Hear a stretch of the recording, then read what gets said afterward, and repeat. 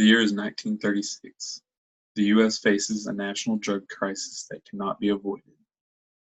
Soon, the U.S. will need to pass the Marijuana Tax Act in order to combat the marijuana that is crossing the U.S.-Mexican border illegally. This act will regulate marijuana as a medicine, forcing these distributors to tax and price their product. This act eventually will bring outrage and will be considered unconstitutional due to the act labeling marijuana as a narcotic.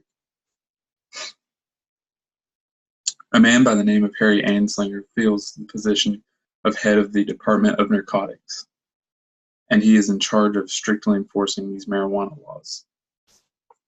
His campaign against marijuana is in full effect.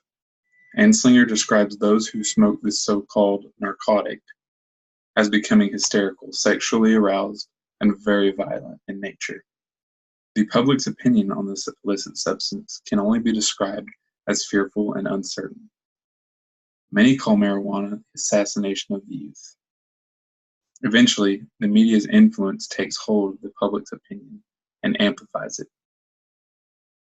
Anti-marijuana posters are distributed by the Federal Bureau of Narcotics and warn of the addictive and destructive nature of this illicit drug.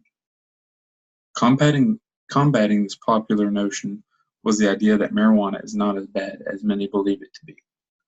While unpopular, it was an idea that was spread at the time. In 1944, the LaGuardia Committee speaks up and says that while marijuana may slightly lower the inhibitions in its user, it is not known to cause personality change, as described by Anslinger. Furthermore, many psychologists and physicians say that the potency of marijuana depends on a number of factors. These factors include the type of seed that is used for the marijuana plant, the fertility of the plant, sunlight exposure, and the temperature it's exposed to. So we must ask ourselves, how will we as Americans view this marijuana? Will we let our youth run rampant on the streets with no consequences? This marijuana issue must be nipped in the bud before it claims the life of a friend, family member, or even yourself.